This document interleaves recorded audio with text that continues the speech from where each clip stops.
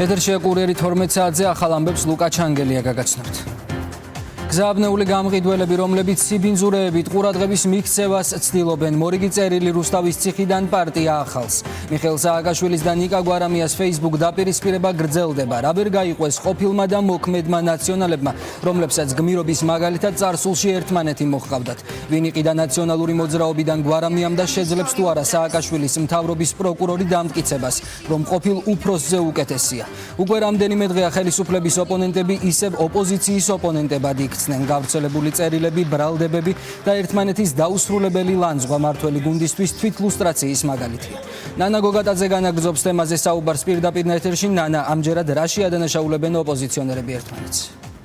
სოციალურ ქსელში დაწყებული პოლიტიკური ბრძოლა ყოფილ და მოქმედ ნაციონალებს შორის გრძელდება. ამჯერად ციხიდან ცეცხლი მიხეილ სააკაშვილმა გახსნა, რომელმაც მორიგი წერილი გაავრცელა სოციალურ ქსელში, თუმცა კიდევ უფრო მკაცრი ტონით და უფრო მძიმე ბრალდებებით. ამ წერილის ადრესატი იყო ნიკა გვარამია. მან მიმართა იმ ადამიანებს, რომელთათვისაც მისივე თქმით პოლიტიკა და ქვეყანა ყიდვა-გაყიდვაზე გადის და იგულისხმა ნიკა გვარამია, რომელმაც თავის მხრივ 2 დღის წინ დაწერა, რომ ნაციონალური მოძრაობის დასაშლელად და ამ გუნდიდან ადამიანების მოსასყიდად არათუ 40, არამედ 4 მილიონით საკმარისია. სწორედ ამ განცხადების საპასუხოდ მიხეილ სააკაშვილმა თქვა, რომ მისი გუნდის წევრები და მისი პარტია არ იყიდება. რაც შეეხება თავად გვარამიას გუნდს, ბოლო 2 დღეა დუმილია ამ შემთხვევაში.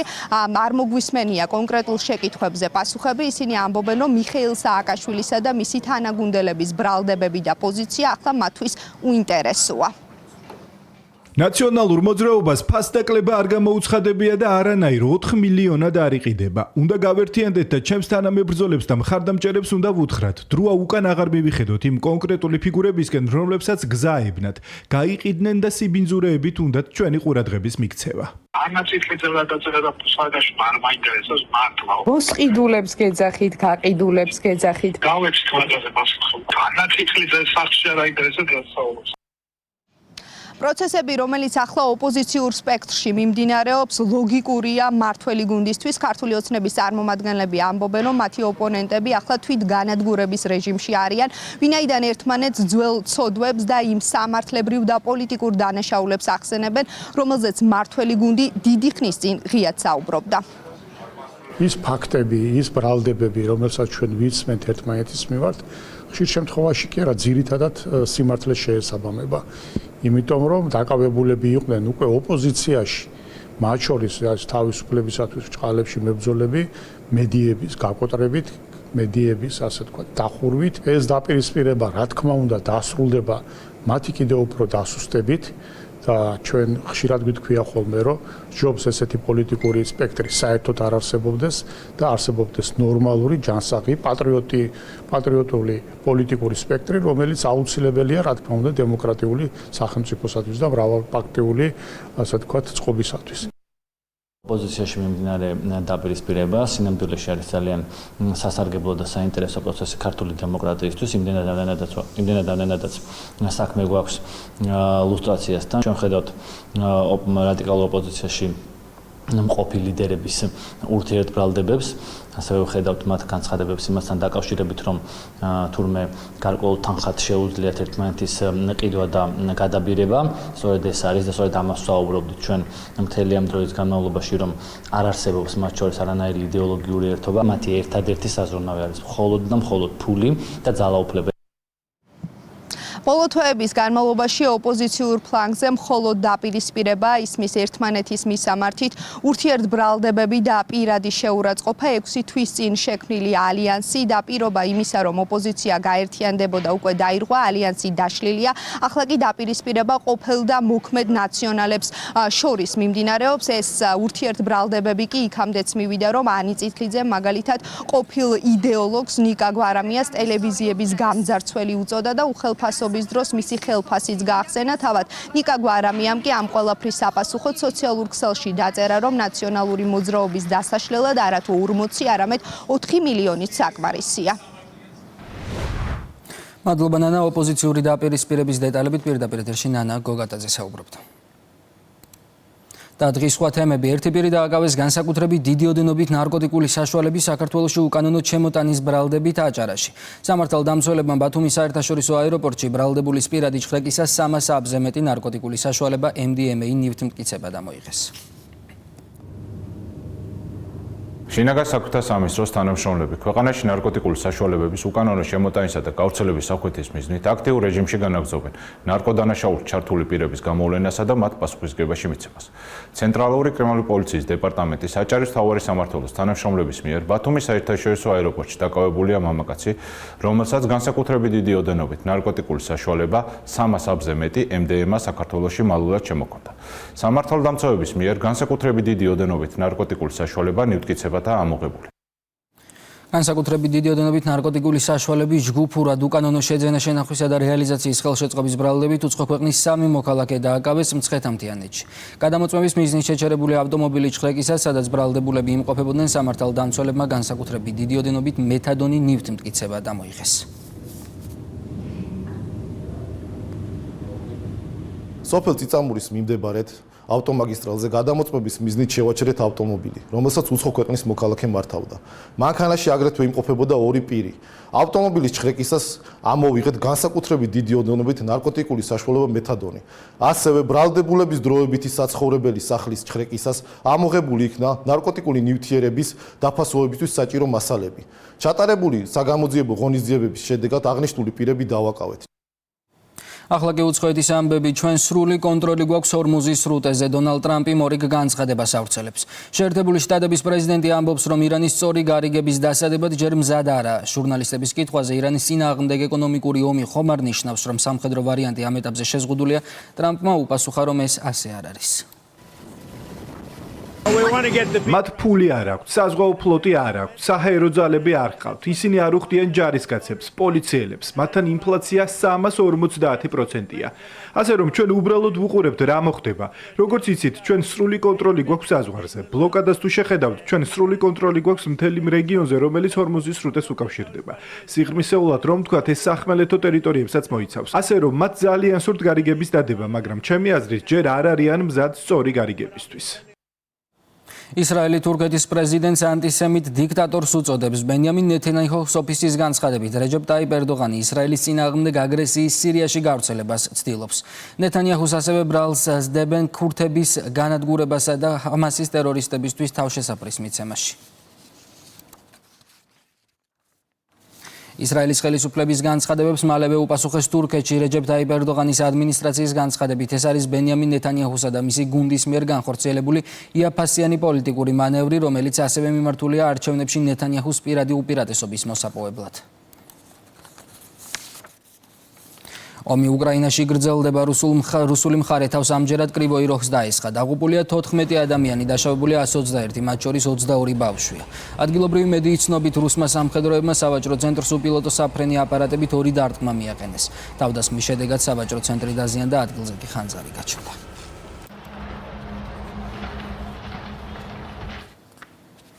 სკოლაზე თავდასხმა მოხდა შვედეთში, ქალაქ ფაგურესში. სროლის შედეგად 1 ადამიანი დაიღუპა, 3 კი დაშავდა. 2 დაშავებულის მდგომარეობა ამ დრომდე მძიმეა. პოლიციის ინფორმაციით, ეჭვმიტანილი 18 წლის მამაკაცია, რომელსაც ესროლეს და დააკავეს. შვედეთის საზოგადოებრივი მაუწყებლის ცნობით, თავდამსხმელი ამავე სკოლის ყოფილი მოსწავლეა. წარსულში ნასამართლები თავდამსხმელი ხმლით იყო შეიარაღებული და ჩაფხუტი ეხურა.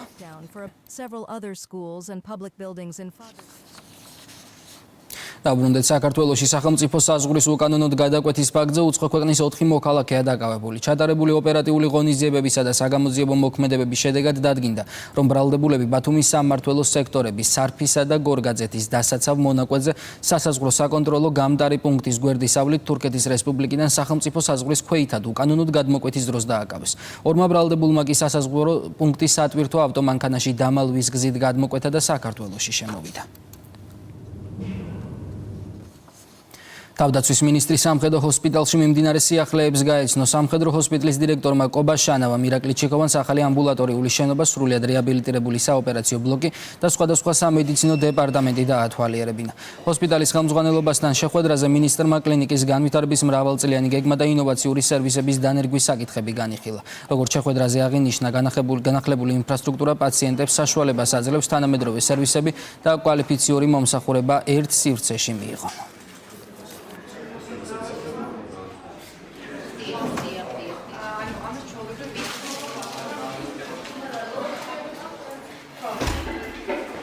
თავდაცვის სამინისტროს სამხედრო ჰოსპიტალში გაიხსნა ახალი ამბულატორიული სივრცე, რომელიც როგორც სამხედრო მოსამსახურეებს, ასევე სამოქალაქო პირებს სთავაზობს თანამედროვე კომპეტენტურ სამედიცინო მომსახურებას.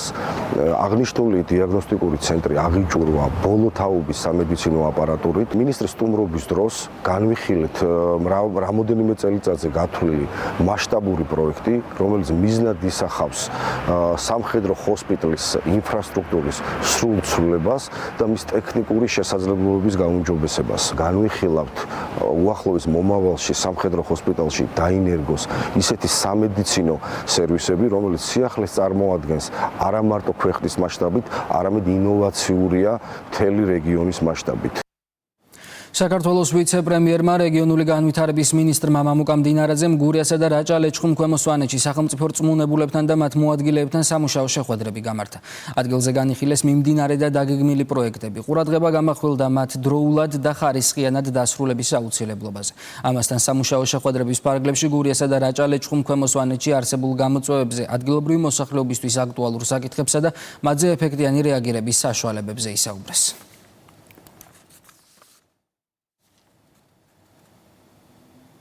განათლების მინისტრი ვაკე საბურთალოს, ჩუღურეთისა და ძველი თბილისის რაიონების საჯარო სკოლებში მიმდინარე სარემონტო სარეაბილიტაციო სამუშაოებს გაეცნო. რეაბილიტაციის ფარგლებში სრულად განახლდება თბილისის ვლადიმერ კომაროვის სახელობის ნომერ 199 საჯარო სკოლის, თბილისის ნომერ 171 საჯარო სკოლისა და თბილისის პირველი ექსპერიმენტული საჯარო სკოლის ეზოები და სასწავლო სივრცეები. პარალელურად მიმდინარეობს თბილისის კლასიკური გიმნაზიის შენობის გადახურვის, საკლასო ოთახებისა და სველი წერტილების განახლების სამუშაოები. სარეაბილიტაციო სამუშაოები ასევე ჩატარდა თბილისის ნომერ 31 საჯარო სკოლაში.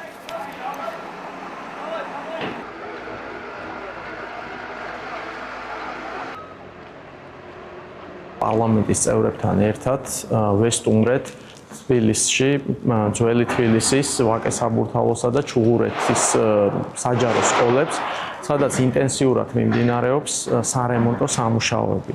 მინდა ვთქვა, რომ მთელი თბილისის მასშტაბით, ისევე როგორც საქართველოს სხვადასხვა რეგიონებში, მიმდინარეობს მოსამზადებელი სამუშაოები ახალი სასწავლო წლის დასაწყებად საჯარო სკოლებში და ეს პროცესები ხორციელდება ადგილობრივი მუნიციპალური დაფინანსებით კონკრეტული კონტრაქტორების მიერ.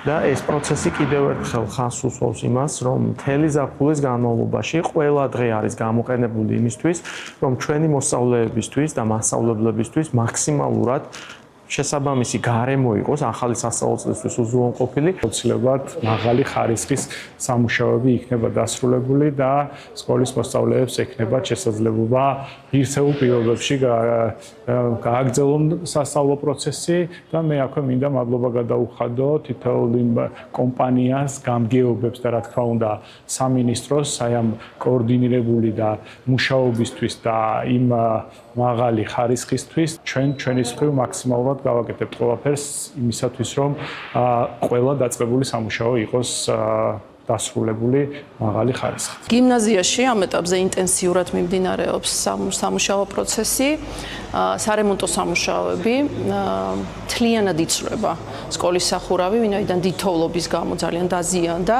პარალელურ რეჟიმში საკლასო ოთახები მესამე სართულზე, კაპიტალური რემონტი კეთდება აქაც.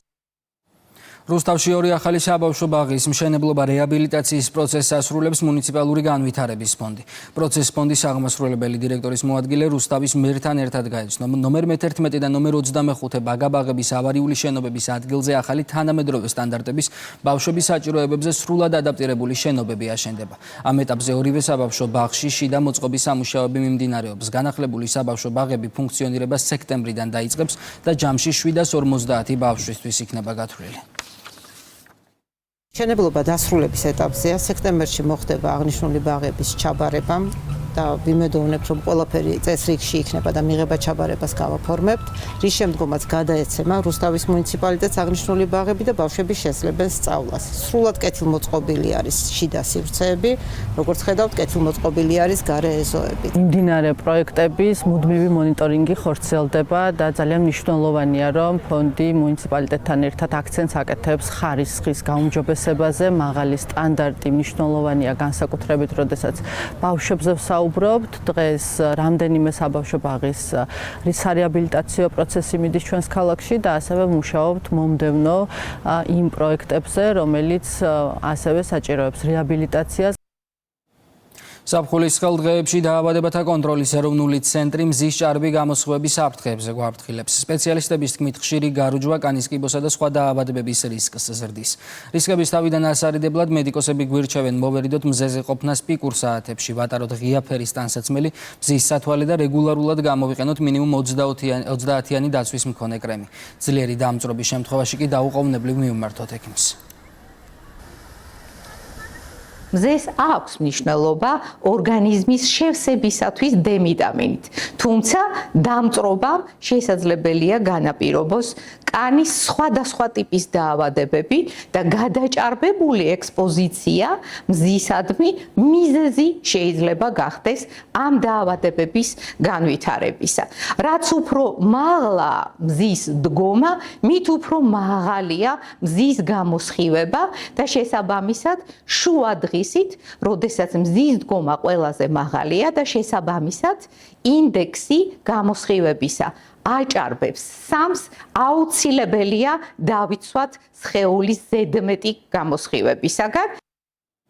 ნადარბაზების ტბის მიმდებარე ტერიტორიაზე საცხენოსნო დოღი გაიმართა. შეჯიბრებაში საქართველოს სხვადასხვა მუნიციპალიტეტიდან ჩამოსულმა ცხენოსნებმა მიიღეს მონაწილეობა. გამარჯვებულებს ფულადი ჯილდოები, თასები და მედლები გადაიცათ.